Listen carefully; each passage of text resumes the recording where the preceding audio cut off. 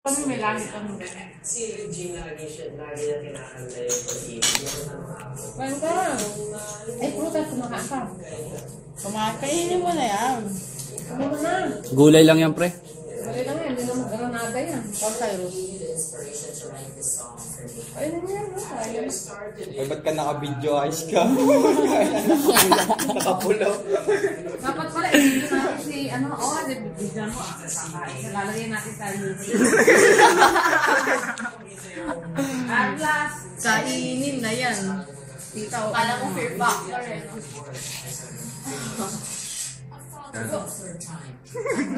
Kaya mo yan, Gor. Kainin mo na yan. Ako na. Next time napunta mo dito, binigyan ng cake. Yung cake. Vegetable cake. Fish. Sabon cake, carrot cake. I see her sometimes. Ay, ba't nabubuing pa na ba ito? Ayun mo, hindi ka na makakatay dyan. Kinakatahan yung bata.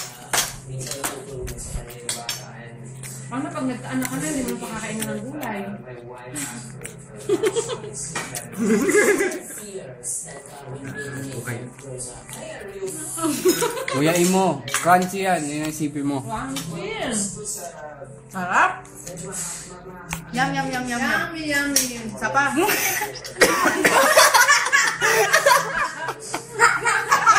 Isa pa, isa pa.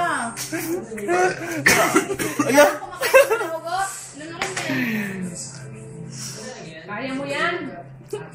Meron bang hindi kumakain ng gulay? Sama, sama, sama. Sana pala tatlo nilagay mo eh. Isa pa. Tama na. Next time naman.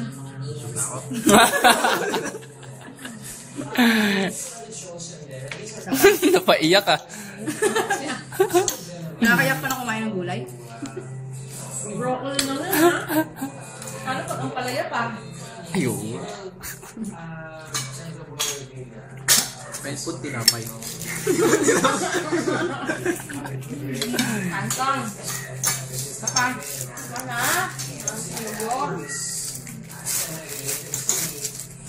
Baka ilabas na lang sa kinain yung lakang-lakang. Bakit naman? Hindi ka nabubulay sa bahay? Gugulat. Pero, lagi pong may ulam na talaga.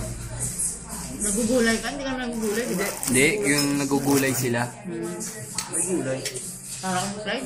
Hindi mo talaga si nanay na kumain ng gulay. Sinanay ka ng kamag-anak mo, di ba? Sino? Lola mo? Ah, hindi ba? Mama mo lang. Hindi ka pwedeng tumira kay Laro. Madalas gulay ulam nila eh. Kasi nakakasawa ng baboy.